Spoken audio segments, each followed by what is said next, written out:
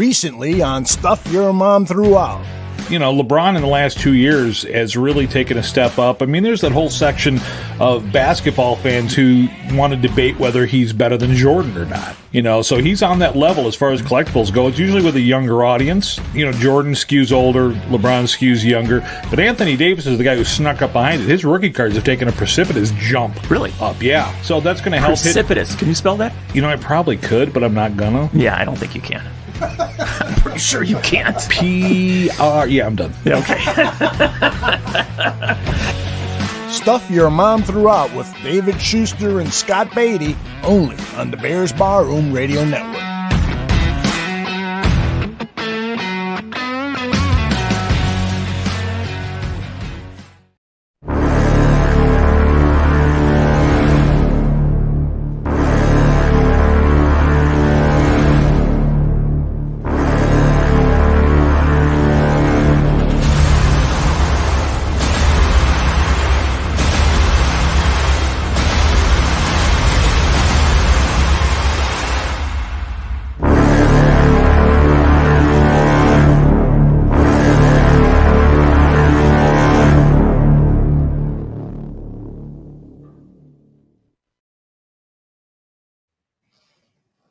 Hello and welcome to Bear Football, the Chicago Bears post-game show here on the Barroom Network. John Buffone alongside Olo Gandia and Tyler Ellis.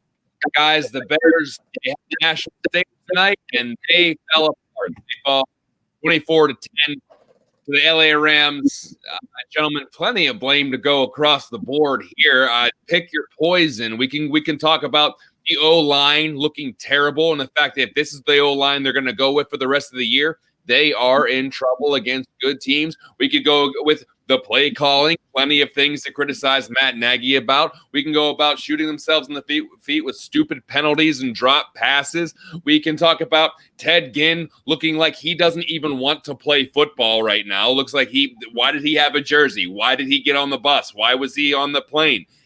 He served no purpose tonight. So we'll just go around the horn. It's pretty self-explanatory. If you watch the game, you saw that everything outside of the defense playing to the very end was terrible. Aldo, what do you got? Well, I'll tell you, this is the tables being turned. Back in 2018, I was at Soldier Field along with my good friend Greg Braggs, and we witnessed the Chicago Bears defense take it to the Rams and humiliate them. And that is what the Rams defense did to the Chicago Bears. They wanted this more than we did. They wanted to do the same thing that we did to them in below zero temperatures at Soldier Field. They wanted to do it at their brand new stadium, and they succeeded. And you're absolutely right, John. We can and we will dissect what went wrong, because there is lots that went wrong. But this was, first and foremost, the Rams just wanting it more. And I'll add this before I turn it over to Tyler, is that they wanted it more because the head coach, first and foremost, wanted it more. And what I mean by that is that he outplotted. He outthought.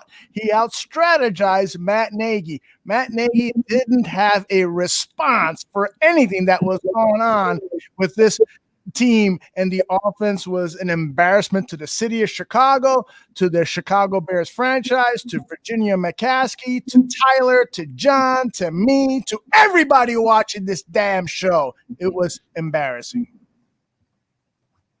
Hey, man, brother, you're right. Hey, Aldo, I feel you, bro. At the end of the day, and it's like, guys, check it out. This is what my dad used to tell me. These guys are getting their paychecks no matter what. And it sucks. It sucks, but it's the harsh reality, because the opportunity's there. The opportunity's there. There's plenty of ways to – let's just talk football. If we talk from a football perspective, I don't know what the what the game plan was. Like I can't even tell you, like, man, they really try hard to do this thing, offense or defense, because it's like on offense, what was the goal? How are we trying to take away? How did we lose outside contain? Why weren't these little things being worked upon? But then head coach, Nagy was brought here to fix the offense. That's what the thing was. I just don't see the imagination. So this is what I'm saying. And shout out to my man, Incline Bench Press. Because when they say bring back Mitch, it's not bring back Mitch because like he's better than Foles. It's not about that. But like where we faulting Mitch comes from what he was getting from the coach. Because now we have two different quarterbacks that are looking a certain way. It's like we know that Nick Foles is streaky. But now I'm looking at the play design. Like, bro, the receiver beat the DB twice, 3 times. You got behind the DB. These are things that are like, in a game like this, you can't not miss the open opportunities. This is football. At the end of the day, you have to do with the opportunities you're given. And we flat out got, it just looks like Hakeem Hicks played with a lot of energy. I tell you, I could print out a couple little positive. Hakeem Hicks, he went hard all game. And almost could have got penalized a couple times for it. I mean, I'm disturbed by the lack of effort that the offense collectively, I can't put it on any one person, collectively. The offensive line, we knew who the offensive line was. This is not a surprise. But for one positive spin, and we can dissect it, we can be real with this team. But if I would have told you in July that the Chicago Bears would have their first NFC conference loss week 6, week 7 of the season, you would think I'd be lying. And so as bad as it's bad, because we got exposed on national TV. On national TV. That's the difference. It's like sucks because now we've been doing all the chanting to get respect, and we just lost. We just lost it. But God, hindsight is 2020. 5-2, first NFC loss. Do we have faith that our coaches can adjust? And there you go.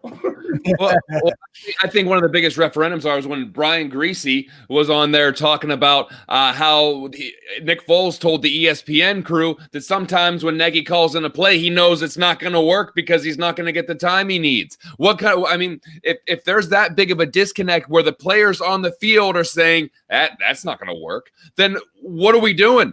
That the players mean that they're already bailing on their coach. And like you said, Tyler, this was an offensive-minded coach that's supposed to bring an innovative, successful offense to Chicago. And we're still seeing the same song and dance where it's the defense got to bail us out. Defense has to hold them under 20 points. Defense has got to make a big turnover. Defense has to make a play. That's not why you bring an offensive-minded head coach in. Then bring in a defensive-minded head coach and then bring in some wizard offensive coordinator, because bringing in this kind of head coach who's supposed to fix the offense and you're still relying on the defense every single game to make a play and the offense is never going to get you anything, then what are we doing? We're just spinning our tires in the mud then. So whenever if that's true, that Nick Foles, when he gets it in his headset, when Matt Nagy throws in a play and he thinks it's probably not going to work because it's either designed wrong or we're not going to get the kind of protection we need.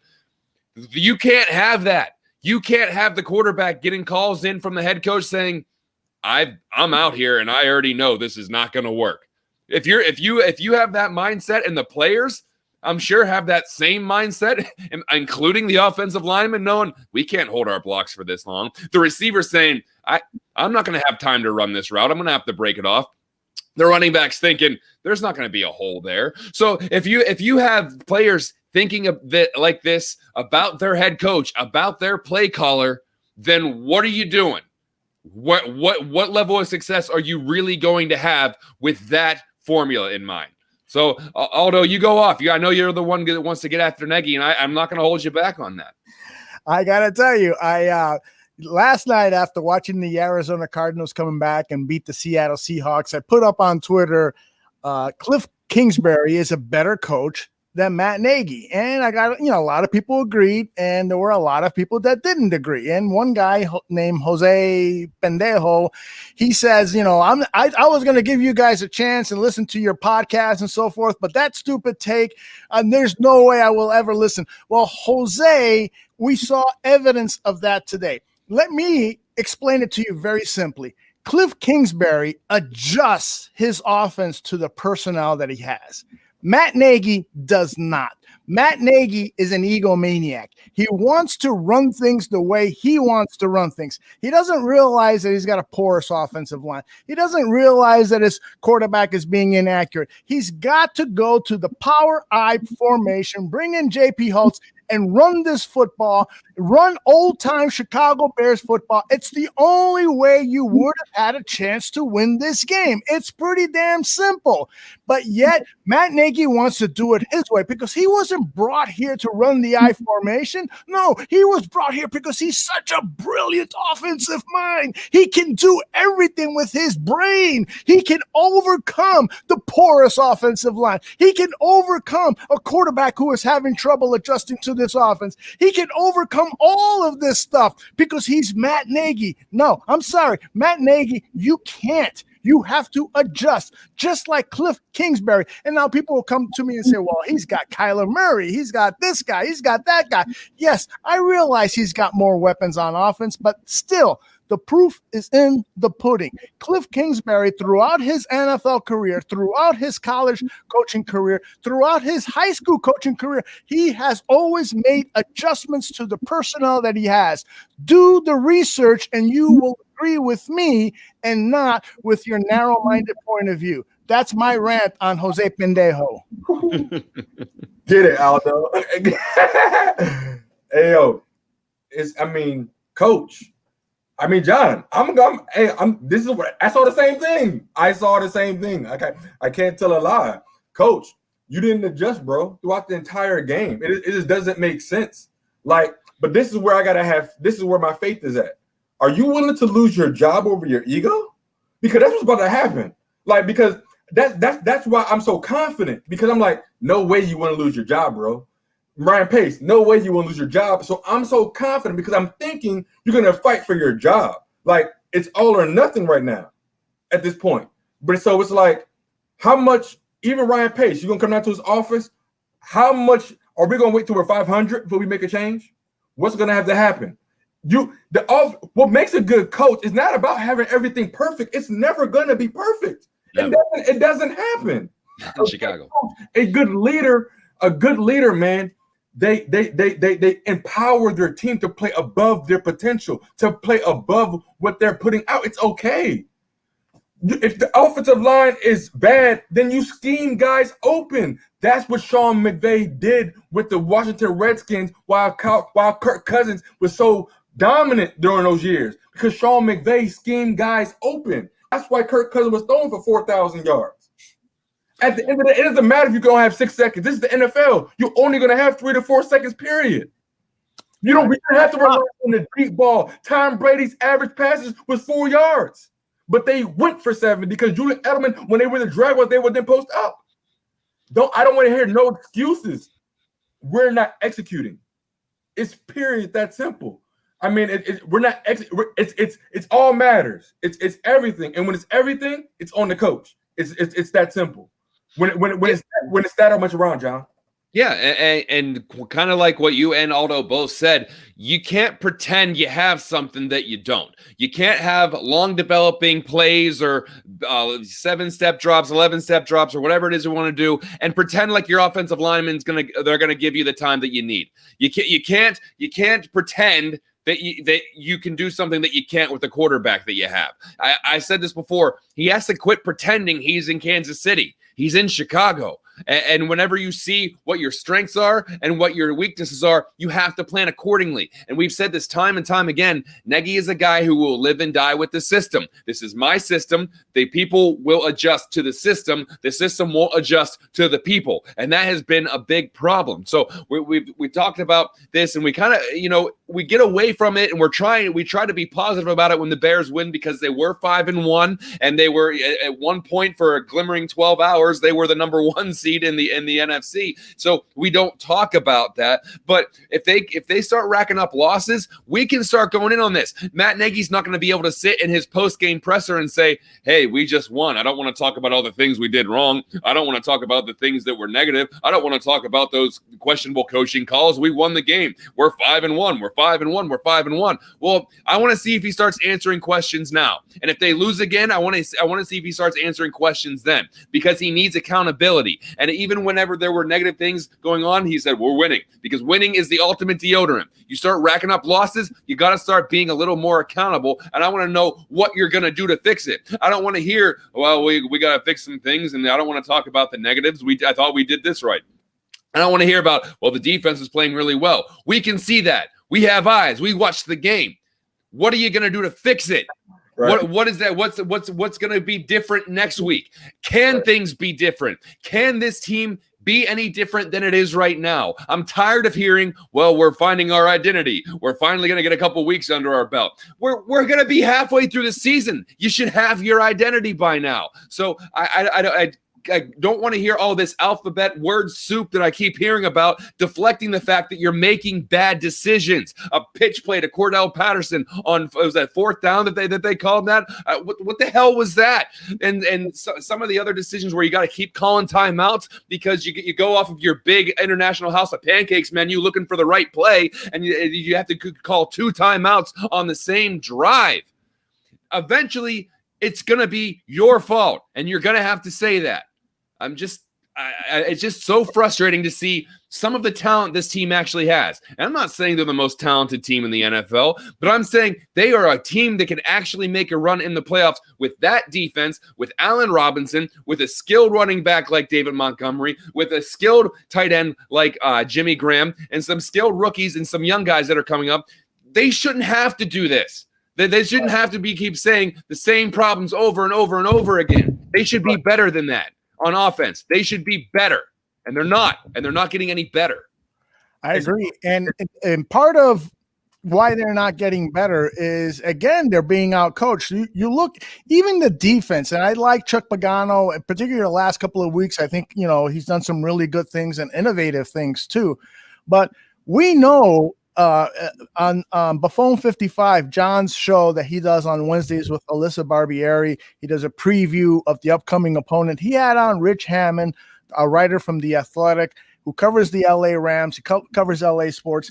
And Rich talked about how the Chicago Bears ruined Sean McVay in that 2018 game. They ruined that offense. Remember, they came off like a 54-52 game against the Kansas City Chiefs the week before.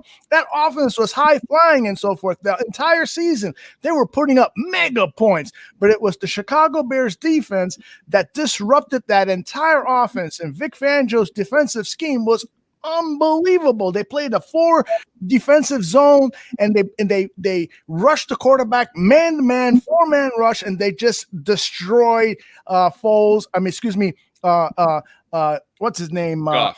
Goff. They destroyed him and so forth. So what happens after that? As Hammond explained to us, they made adjustments. They decided to get Goff out of the pocket, roll him out more. So what happens in the first half? Goff is rolling out of the pocket. He was 5 for 5 on rolling out of the pocket.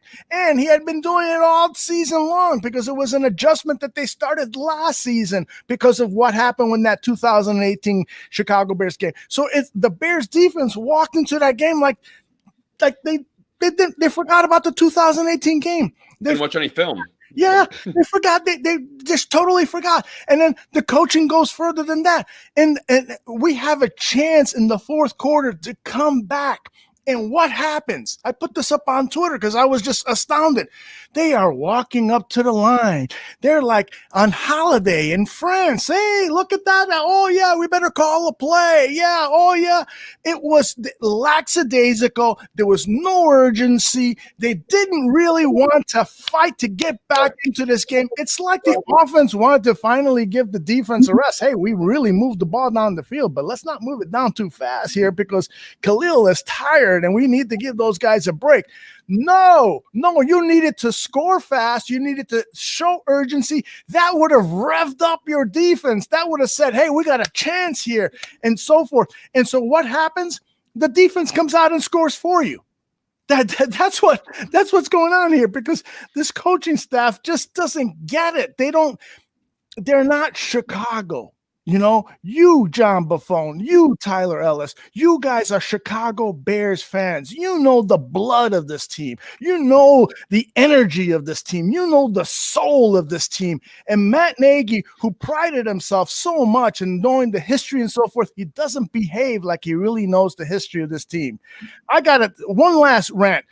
Mike Ditka He was not an offensive genius by any stretch of the imagination. But the one thing I will respect that guy to the day that I die is that he brought in Bear football. He brought the fist to this team. And Matt Nagy doesn't do that. Matt Nagy was the LA coach tonight. He was the finesse, tea-sipping, quiche-eating coach with his lackadaisical, non-urgent style. And that really made me sick. It made me sick to watch this and to have the entire nation watch this. Now, this team can bounce back next week against the New Orleans Saints. They can come back and have a good game. But what I saw tonight is something that it's going to keep me up. It's going to keep me up tonight, tomorrow, and the rest of the week. It really is. Attitude reflects leadership. And what we're seeing from our coach, you see it spill over to the players. It's really that simple, John. When you had the offensive line not being physical, I mean, the Rams came in here and said, we're not going to be out-muscled. You see the running back Brown, he was going hard at every single linebacker. I mean, honestly, Roquan Smith, I'm not seeing, besides Khalil Mack and Hakeem, who's the guy, who's saying I want to be the guy? Who's the it factor? I didn't see that. And so the person in position falls into that place is Nick Foles. So I have to put him on the sword, John, because as bad as everything else was, Nick Foles had 2 opportunities. He had 2 or 3 deep passes that could have been made, but there were some interceptions. And so at the end of the day, you're the quarterback in that position. You're in that position for a reason. That's why quarterbacks want to make $30 million, $40 million a year, because when all else fails, you can make a play. Outside of the nonsense being called, being able to operate outside of the play call, which Donovan McNabb was great at doing in Philadelphia. Outside of the scheme, Ben Roethlisberger was great at doing that.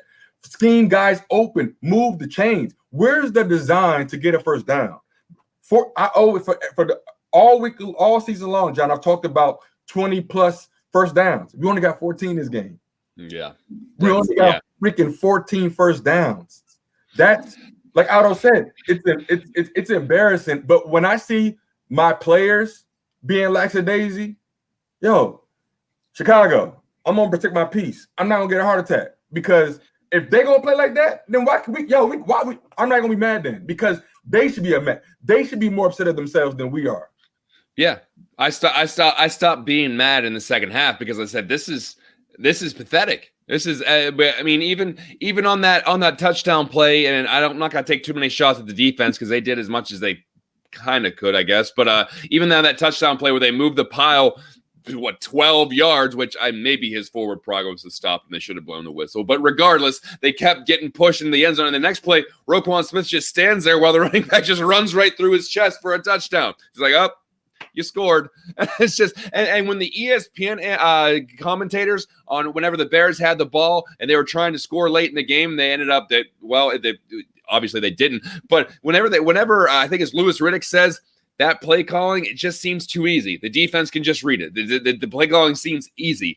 Is that panicking on the coach, because they do have issues getting plays in on time and getting to the line of scrimmage and not having to burn a timeout? Is it so much you got to go through? I can do the double stack, but I can add bacon onto that. But then I can get a cup of coffee for free. It's like you're going through. It's literally like you're trying to order breakfast off one of those huge menus. And he panics, and he's just like, and whenever you're at breakfast and the waiter comes and you're still not sure, and you panic and you order the potato pancakes, but you hate potato pancakes, you just throw it in anyway, and you do a David Montgomery draw that gets stuffed at the line of scrimmage. So you got to get things in quicker. And if Nick Foles knows, that's not going to work. If that play call comes in with 10 seconds left, and all of a sudden he's got to hurry it up, he's not going to have much time to change things, because if the play call is getting in late, he has no time to audible. And if he knows the play's not going to work, he's just got to go out there and be the happy little soldier and run the play that he knows isn't going to work, because he's been getting blown up all game. So this is a referendum on coaching. I know they're 5-2. I know they still have a good chance of making the playoffs, But eventually, you have got to perform in big situations. This was a national stage against a good team that was reeling off of a loss. You had all the momentum. You're talking about being 5-1. They said Matt Nagy in his interviews brought up being 5-1 like 17 times throughout. 5-1, 5-1, 5-1. We'll start saying 5-2 and see if it has the same ring to it. Say that with a bunch of pride and see if you still feel good about that being your ultimate deodorant, ultimate shield whenever people are asking you questions and you just throw your record into their face. Do it now, and then do it if you're 5-3. Do it if you're 5-4. See if it still has the same ring to it. You can't just keep doing that. You have to be accountable. Make actual adjustments. Be an actual in-game coach. If you can't call plays, then just be the head coach and give play calling duties to somebody else, because this ain't working. We've got Matt Nagy at the podium, and if I get that circle to stop going, we'll hear what he's got to say. Let me refresh and see if we can get the coach to talk to us. It doesn't look like this is going to work tonight. I don't know. Matt Nagy did that. Yeah, probably. But I'll tell you this.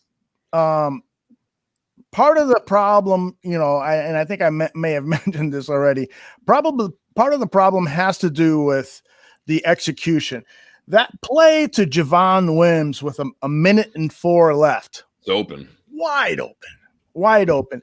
And I understand when you're a quarterback in the National Football League and you got Aaron Donald coming at you and he's breathing fire and so forth, he's going to intimidate you. He's going to affect and disturb what you are doing as a quarterback.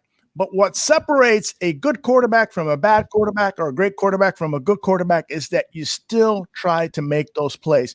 The other play, Darnell Mooney, in his own end zone, Nick Foles, yes, the pressure came from the left side, and he had to throw off his back foot. But if he arches that ball up high so that Mooney can run under it, there were 3-4 long passes that the Chicago Bears could have easily burned this Rams defense on for either scores or very long gains, and it just didn't happen. Nick Foles just had a terrible game. And again, it's not just on him. I get it. The offensive line let him down.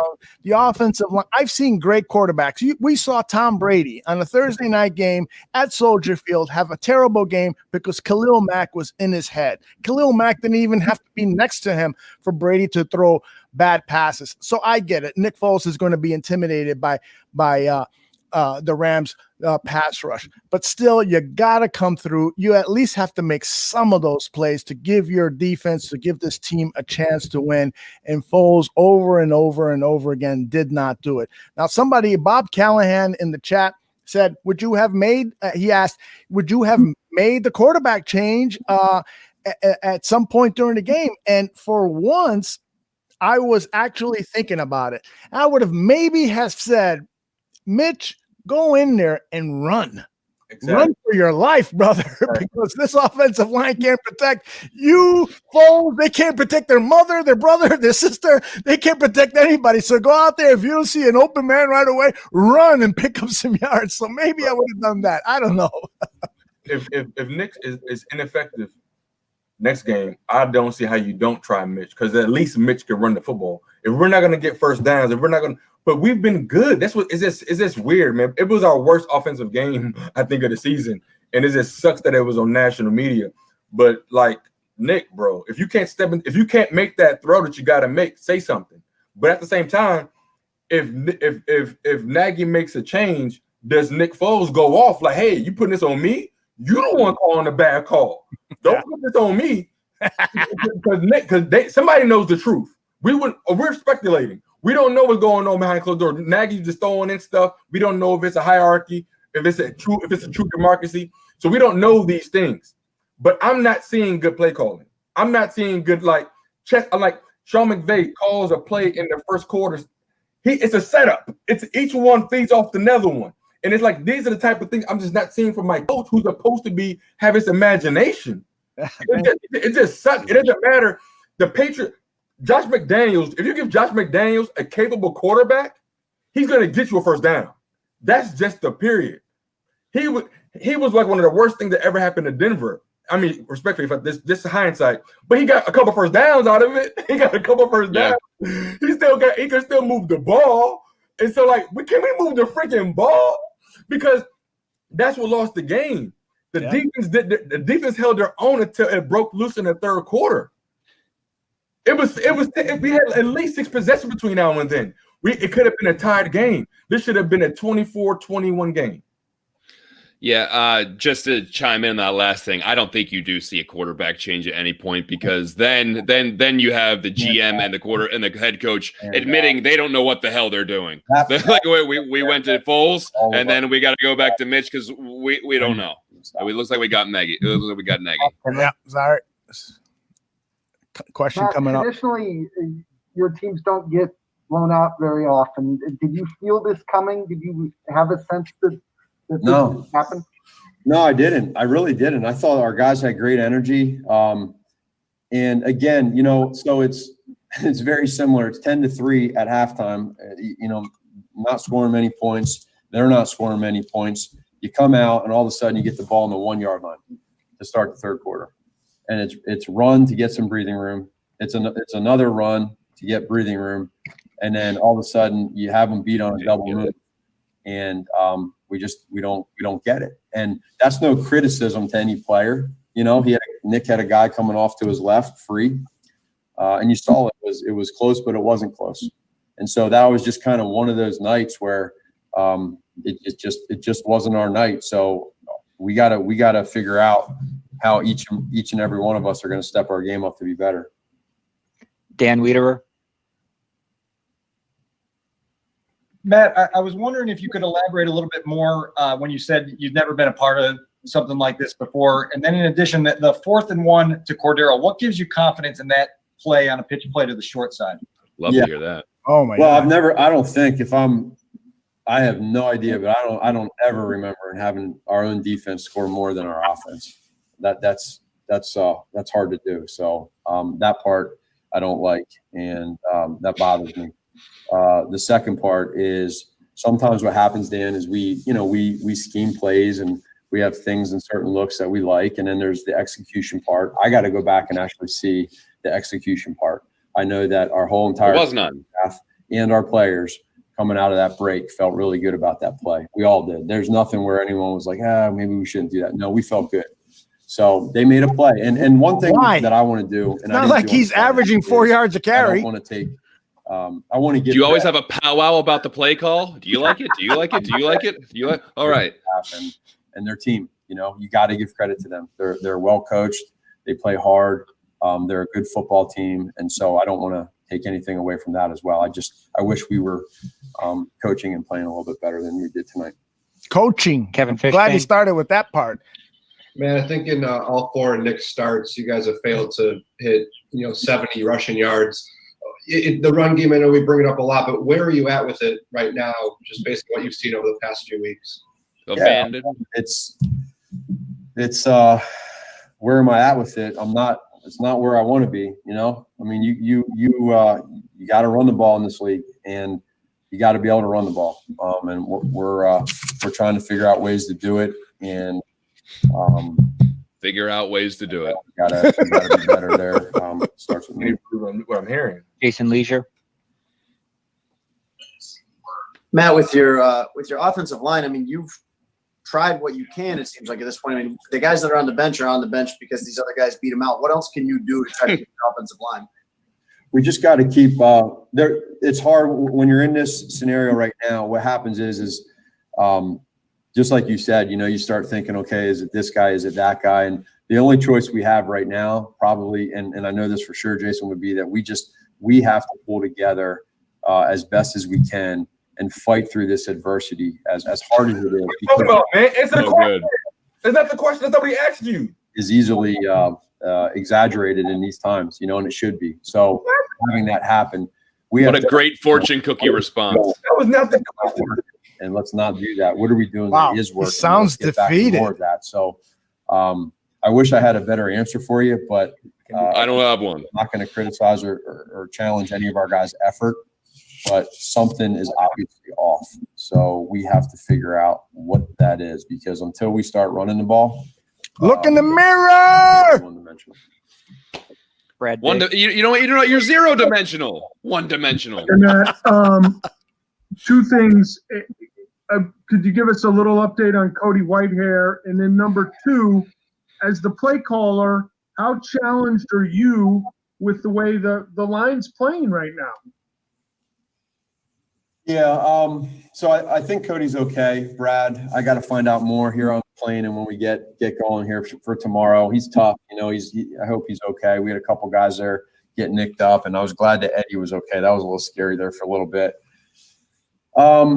As far as the play caller, and for me, I mean, and I've told you all this, that in the situation that we're in right now as an offense, you get to a point to thinking, okay, where is it, and why is it at this point? And so we just have to look at everything. And I don't want to point fingers to.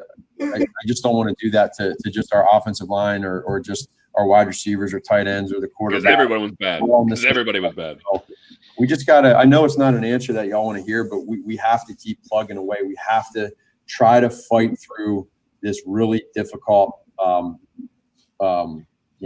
position that we're in right now.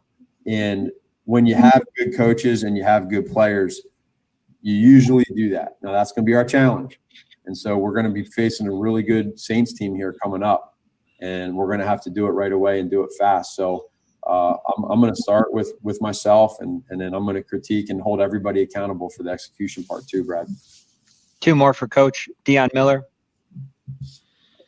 Matt, are you seeing some offensive rhythm during the week in practice? Is that why you're surprised this happened in the game tonight? I'm sorry, Dion. That's just not a good question. Rhythm? Well, it's like, does this ever work, or did it just? Yeah, I thought it was a good week of practice, especially our Wednesday, Thursday practice, which I think is Thursday, Friday. The tempo was great. It was fast. There was good execution. Things were good, and it's not clicking right now. It's not. And as any competitor, and I'm as competitive as a person as there is, that's the part where I have to challenge myself to stay patient, challenge myself to not get frustrated as well, and continue to just keep coaching to the best I can, and look at everything. And so I have to be able to rely on our other coaches that we have on the staff that I have a lot of belief in. And I'm talking across the board, all three phases, but in particular offensively, what do we do, and how do we get to this point? So I hate to feel repetitive, but the lights have gone out. We're 5-2, so lights went out on you. We built this little cushion, and now it's our job to be able to It's like the Oscars. They're like, wrap it up. Yeah, that's right. I think that's a good idea. Hey, man, how encouraged were you by Cole Kmet's 38-yard catch? Both at sorry, Mr. Potash. We're gonna get the question out. I don't know what to say, guys. This is frustrating, but let's step back. We got a game. There were no answers there. Yeah, well, yeah, that's for sure. I'm trying to be optimistic here, John. I got nothing out of that. That's for sure. But what I wanted to say is, we've got the Saints coming to Soldier Field. We can win this game. Drew Brees is not playing well. We got to figure out a way to stop Kamara. We got to figure out a way to stop. We got to figure out a lot of things. You gotta score more. You kick the field goal and your defense got a touchdown. You gotta put it in the end zone on offense eventually if you're an offensive genius. So let me ask you guys, what do you do at the quarterback position? Do you go with Foles, and do you put a short leash on him and give Trubisky a chance? Because let's face it, Trubisky is your answer for the future. If all of a sudden he comes back and says, I'm Superman, I can deal with this, I can deal with the poor offensive line, I'm fired up, I don't want to be benched ever again in my life, I'm going to go out there and play dynamite football, and he does, then all of a sudden your quarterback problems could be solved for the next several years. Or do you put all of your chips in on Nick Foles and say, Nick, you're going to help get us into the playoffs and take us deep into the playoffs? What do you guys think? Go ahead, Tyler. Either one of those options doesn't solve the problem. Either one of those are all both band-aids for the real problem. We just heard, sorry, coach. Like, man, we all just heard that same thing. Like, we can't mask what that just said. It doesn't matter who you switch to. Like, using one of those guys to get you out of the situation. But if that's what's happening, he didn't answer the question from practice to the field. What are you talking about? Step it up. It's not being stepped up. What do you mean you saw good energy? What are you talking about? That's not what I saw on the offensive line. What do you – come on, coach. That's the crap that – I almost cursed. That's the stuff that upsets me when Lovie Smith was very good at this. Don't tell me I saw something good. Don't tell me crap is good when I'm looking at it. I'm looking at this thing on and on and on. Like, that's not what's up, coach. Don't play me like I'm stupid now. That's disrespectful. That would get you up out of here real quick. That's not what the Chicago fan base deserves. They're asking you questions. You can at least be transparent. Take some freaking accountability. I'm gonna look at myself. Yo, bro, are you gonna keep calling plays? Are you gonna keep Are you gonna keep calling plays or not? Like it's really that simple. Like, Nick Foles can get the job done. Nick Foles can throw it to the open person. He has some challenges downfield. This is a fact.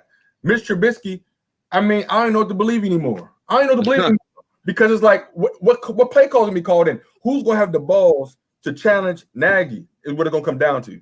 Yeah. Well, and just because I kind of started saying this before we brought Nagy in, but like, I don't see them making a quarterback change because all that does is show the desperation between the GM and the head coach saying, "Oh, it didn't work this week. Let's try this week. Let's just keep throwing. Let's try to keep nailing Jello to a tree and see what happens because, well, this isn't working. Listen, we got to try this. The O-line sucks. Let's put Mitch in. They're going to need a more cerebral approach. Let's put Foles in." Foles is going to be the guy. I don't see any scenario in hell where Mitch Trubisky goes back to be the starting quarterback for this team unless Nick Foles gets hurt. But I think a lot of the times this head coach kind of forgets that he's the head coach. He talks about, we got to look back at this and we'd like to see him do more. Like, you're the head coach. This is the offense you put in. This is your creation. This wasn't something that like, oh, I'm just a part of this. I'm just a part of the machine and we're going to try to look back. This is your machine, and it keeps breaking down. Right. So if the offensive line isn't protecting, scheme something else. And as far as play calling goes, you're talking about who's going to challenge Nagy. I think Nick Foles will challenge him eventually. We've seen him challenge him on the sidelines. Eventually, it might come down to Nick Foles saying, "Just let me run it. Just let me get into the hurry up. Let me." Get things going. Let me call it. I know what's going on out there. I know how much time I have. I know who's going to be open. I can't wait for you to spend 25 seconds going off your big menu trying to find the perfect play. And then by the time it gets called in, I know it's not going to work. And I have no time to change it. Let Nick Foles run the offense. When everyone talks about how cerebral he is and how good he is at reading defense, let him do the damn hurry up the entire time. They moved the ball when they did that. They moved the ball when they had a little more of an up-tempo. Right. Don't call a play. Let Nick Foles run it. Let's see what happens. Is it going to be any worse than what we saw tonight? Just say, hey, you want to script out the first 10 plays? You want to script out the first 20 plays? Knock yourself out, coach. But when it comes down to what's working and what's not, let me see what's working and what's not, and I'll take over. That's why you brought me in, because you trust me reading defenses. You trust me running this system. You trust me with the personnel. Let Nick Foles run it. See what happens. I'm not saying it's going to cure everything, but you got to make some kind of change. And just saying we got to take a deep look at ourselves and we got to reevaluate and we got to battle through adversity. But listen, I'm not reading a fairy tale book. I'm watching real life things happening, battling adversity and pulling together and, rowing all in the same direction. That means squat when you're getting your ass kicked and you're being out muscled, you're being out toughed, and you're being out attitude and out coached. I'm not going to win a game of chess by just saying, I really need to dig deep and play better. If someone's better than me, they're better than me. And you gotta figure out how to do things differently. And we're seeing nothing different. We just see the same thing, and then because they're being able to pull out some close wins, we don't push it. We don't want to get too negative. We don't want to say, "Oh, coach, I don't want to keep hammering down on you because you're 5-1." And Matt Nagy, hey, why is everyone asking us about the negatives? We're 5-1. We're 5-1. Eventually, it's going to be time to pay up, and at that time could be coming soon, depending on what you see against the Saints. You're probably not going to see Drew Brees rolling out as much as Jared Goff did, but they're going to have their hands full. And you know what? Eventually, the offense is going to need to score, and not a field goal. Not a defensive touchdown. They're going to need an offensive touchdown because that's what's going to happen when you start playing some good teams. I mean, I'm looking right now, some of the worst point differential. The Bears are 5-2, and I think they're -2 on point differential. So come on. You have to put together at least an average offensive performance. The defense will be there. But if you want to get on the defense, fine. There were some things to pick apart. But they still held the Rams to 24 points, which is pretty good in the 2020 season in the NFL. They didn't give up 45 points. They didn't give up 35 points. They didn't give up 30 points. They didn't give up 25 points. In this day and age in the NFL, if your defense can hold the other team to 24 points, you should at least be in it. Right. You shouldn't have to hold the team to under 19 points every game. Right. And it's just not working. It's not working. And if you want to say I'm being super negative because the team's still 5-2, they still could make the playoffs. Yeah, they can. But where are they going to go with performances like that, playing against good teams doing that? Nowhere. Absolutely nowhere. So either drastically change something, or this is what you are, and enjoy your final times in Chicago. Will they get fired this year? Probably not, because they'll probably end up with a winning record and making the playoffs. But something big has to change, because this whole offensive guru, quarterback whisperer, I came in here to run an inventive offense, and it's going to be so innovative, and people are going to be looking at Chicago like, wow, what an offense. Oh, they're saying, wow, what an offense, just not for the right reasons. Right. Swanky has a question.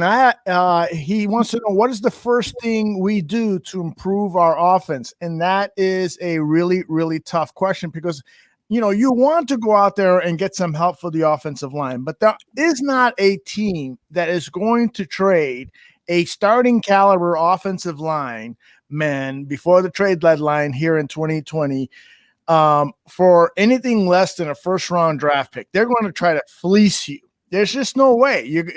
No team is going to say, yeah, we're going to give you a really good offensive lineman, so that you can protect your quarterback, and we're going to let our quarterback die. It's just not going to happen. So that's the tricky thing. It has to do with coaching up the players that you have. You can make some deals to pick up offensive line depth, but you can't pick up any offensive linemen who are going to be precipitously better than what we have already. It's just not going to happen. I looked through the scrolls of offensive linemen. So, for instance, the Dallas Cowboys, although in that division, the NFC East, they still have a chance with a 2-4 record or something like that. They still have a chance to win the division. But if they said, you know what, we've got injuries at quarterback, we're going to start to get rid of some players, pick up some draft picks or whatever. So their left tackle, because their starting left tackle is hurt, the replacement left tackle is a guy named Cameron Irving, who's a pretty good player. He's a free agent next season, so they may want to get rid of him. You think they're going to what are they going to want for Cameron Irving to play left tackle in place of Charles Leno, he may not even be better than Charles Leno? What are they going to want? They're going to want a second or third round draft pick, So maybe you send that pick over there, because this is a win now season, right? But there's no guarantee that Cameron Irving is going to be better than Charles Leno. I hate to say that, but it's true.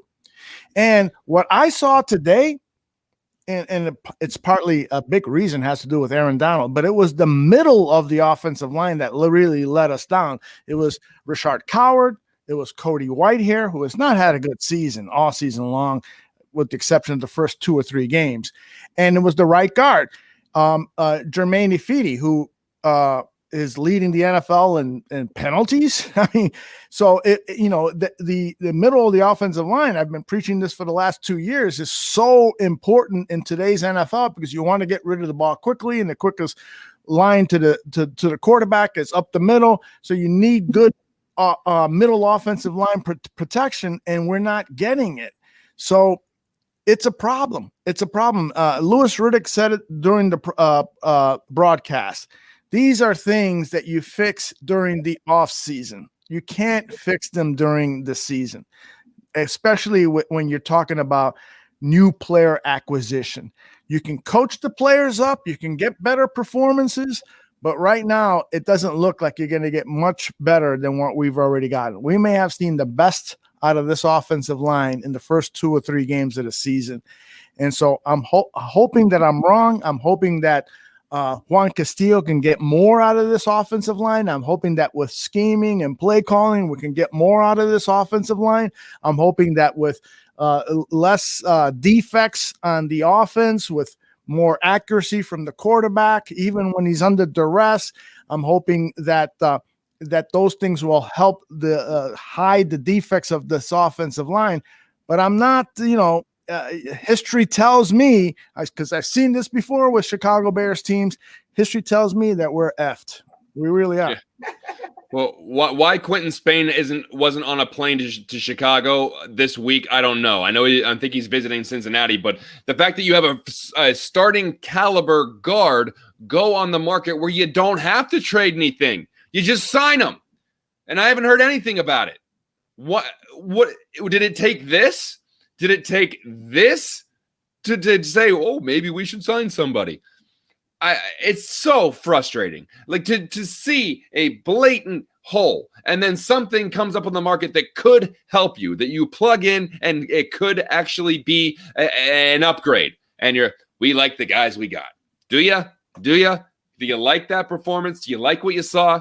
It's frustrating because I don't know if I've ever had this feeling towards a Bears, I don't know, front office or coaching staff. I've never had that office I never had that feeling like, God, you're so pretentious. It's just so pretentious.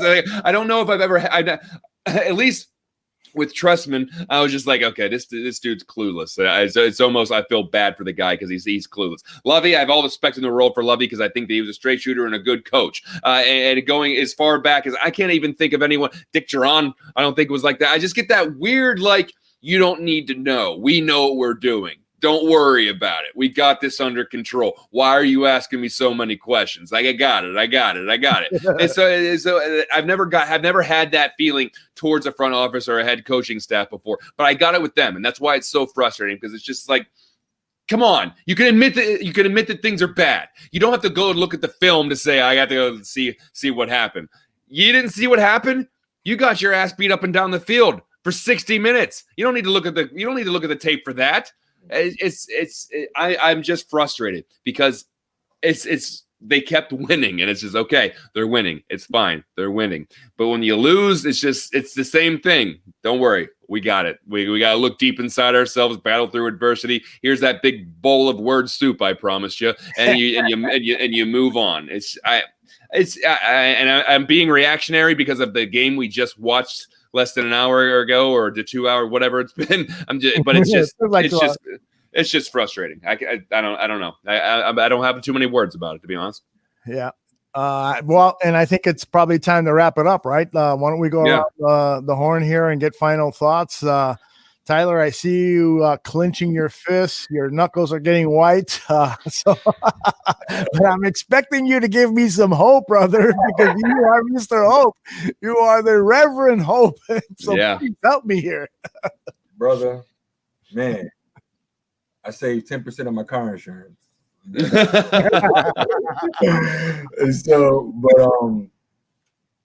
No, John, you're not being negative, bro. John, you just confirmed that we watched the same game. And so, brother, I mean, it is what it is at that point. And that's why you can't be upset. You could only be upset because like the people in position aren't really taking advantage, man. But real quick, final thoughts is coach is all on you. Team is it's on us. Players got to play. Coach is coach. And at the end of the day, what you want? And so we could place blame in a lot of different places. But once we're on the field, we just got to just go for it. We could bounce back against the Saints. Once again, the inside linebackers will be tested. I don't really like what I saw from Roquan Smith this game. I feel like he could have laid the wood a lot harder. Not saying that the game was on him, but I just feel like he could have made a bigger impact. The Saints, we will get tested. We will get tested with Kamara. And so can we win that game? Yes. But I just want to see who could complete some first downs.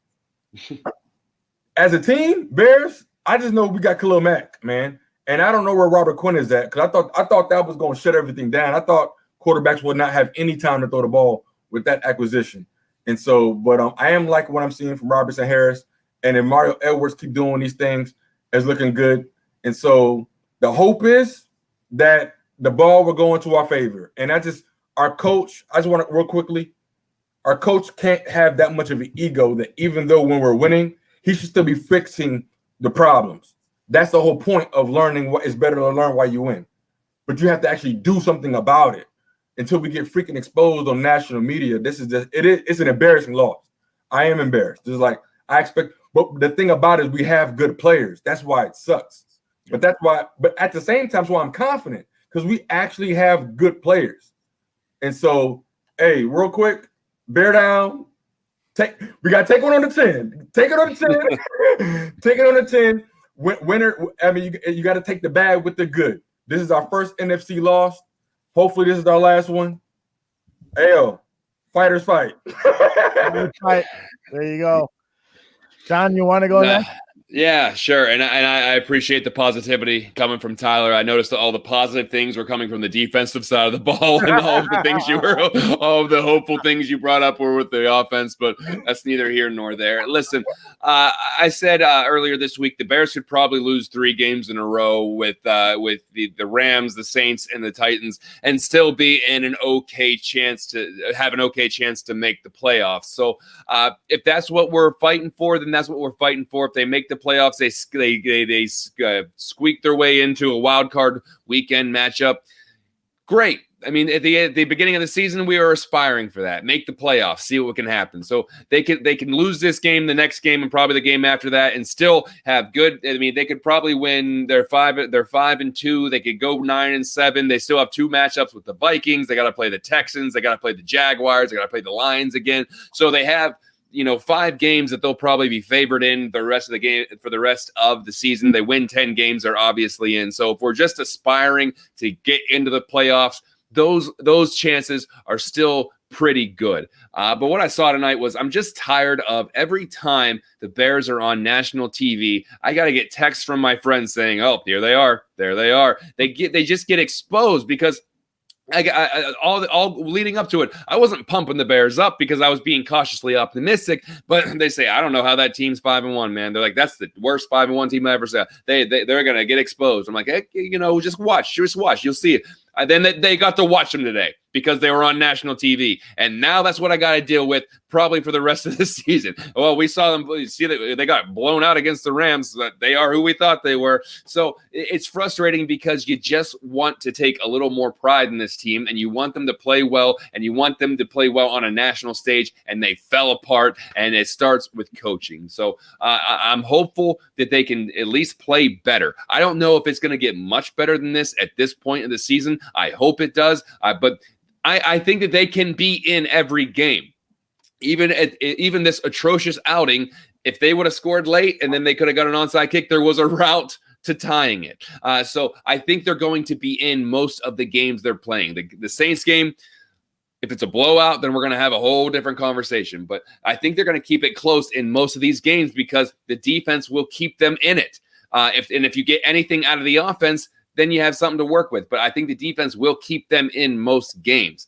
But I'm just frustrated, man. You watch that game and you just say, what the hell? Where the hell are they going? What are they going to do with this? And it's just frustrating. But as far as what's going on here at the network, we're gonna have more on this on Buffon 55 on Wednesday. I'm sure when I have some time to digest and look at some film, I'm gonna have even a little more intensity going towards that. So that's Wednesday with Alyssa Barbieri and I. And make sure you check out our new show, Pass the Mic, all about empowering female voices in sports media. We had an awesome guest last week. Her name's Lindsay OK. She's an independent NFL blogger, retired ballerina. She talked about all of the trials and tribulations she has gone through, and just the courage it takes to just do your own thing. She's worked with plenty of companies. She's interned for NFL players, and she said, I'm going to do my own thing. So she started her own website. She started her own NFL blog. She has over 30,000 Twitter followers now, and she's a great follow as far as analyzing players and in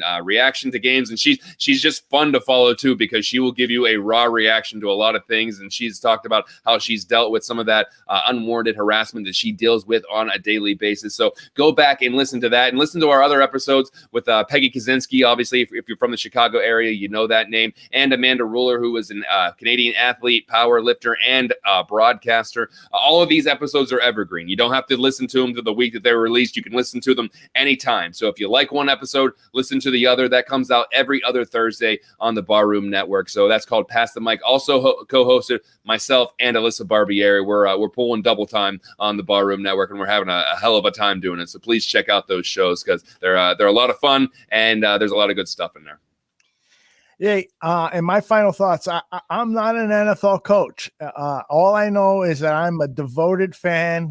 I'll watch a game 2-3 times during the week, and over the years, over my 4 or 5 decades of watching this team, I've learned a few things, and I learned that you have to adapt to the personnel that you have, and what you have is you have an old-fashioned Bears defense, a Bears defense that is among the best in the league, and you've got to help them out. You can't keep them out on the football field for series after series after series. Those guys were sucking wind. By the early in the third quarter, you could tell that they were spent, and that's when the Rams expanded their lead and took control of the game. It was because the Bears could not pick up first down. The Bears' first downs, they lost the first down battle by 10, 14-24. And they didn't get to past double digits until late in the fourth quarter when the Rams were in prevent defense. So you have got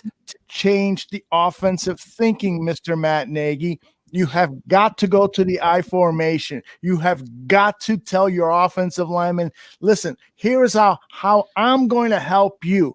You are going to go forward. You're not going to go back and pass protect for 40, 50 times in a game. You are going to be aggressive and open up holes for our running back, who is going to carry the ball 25 plus times. We are going to go back in time. We're going to go back in the future and run a Bears offense that is suitable for the talent that we have. And so you've got to help out this offense. And then when you go into the passing game, you can't have 5 guys going out on a pattern. You just can't. You've got to max protect, especially when you're going up against teams like the Rams, who have a great pass rush. You can't scheme 4 guys to block Aaron Donald over here, because then that leaves 1 guy over here blocking a guy who is going to put a pass rush on Nick Foles, who could get a great pass off to a wide open Darnell Mooney, but he can't because his left tackle was beat one-on-one by a linebacker coming in. So you have got to do more max protect. You have got to do more I formation. You have got to run more power running game. You have got to do what your personnel is telling you to do. Matt Nagy, put your ego aside. Start coaching this team to win games, and not so that you can get the title that you're the smartest man in the room, because you're not. You really are not. And I just want to say that we have a lot of Bears coverage coming up this week. Like my man John Buffon said, besides Buffon 55, where he, Alyssa, and myself, we do this segment for the last third of the show called Buffon's Basement, where the three of us just have open talk. And then in the first segment, we preview the upcoming game with an expert from the team. So we'll learn a lot about the New Orleans Saints. And then the middle segment, the award-winning B55 segment, where John just lays into the Chicago Bears with his outstanding rants. And so besides Buffon 55, we've got Greg Gabriel, the former college scouting director of the Chicago Bears. He and David Schuster are going to break down this game. Tomorrow morning, they will be here breaking down this game, so that podcast will be available. All you have to do if you want to get our podcast delivered to your device, whether it's a phone, your iPad, whatever device you have, just go to Google and search Bears Barroom Radio Network, and all of our podcasts will get there. And then Dan and Aldo bare their souls. That's when Dan Aguirre and myself, we just go on and on and on and share our stories about the Chicago Bears, what we saw, what we hope. Dan sent me about 50 texts during the game tonight, and I'm going to chastise him on a few things that he says. He said that the Bear defense actually gave up in today's game. There's no way, I told him. Dan, those guys were tired. So he and I are going to go at it on that subject and many more. That's just part of the Bears coverage that we have for you. We've also got tons of other Chicago sports coverage. This is the Bears Barroom Radio Network, the Barroom Network, as we're slowly converting our name to. Hopefully, you let people know about what we're doing. If you need some Chicago sports information, especially Chicago Bears at this time of the season, this is the place to come and get it. And John, Tyler, you guys are great. I love doing this show with you. Win or lose, we bring it. And thank you for all of the people who came in. Close to 200 people listened to us live, watched us live, and thousands more will watch the replay on this on Tuesday morning. And we thank each and every one of you. And we'll be here next week after the Saints game, and hopefully it'll be a victory. Take care, everybody. Thank you.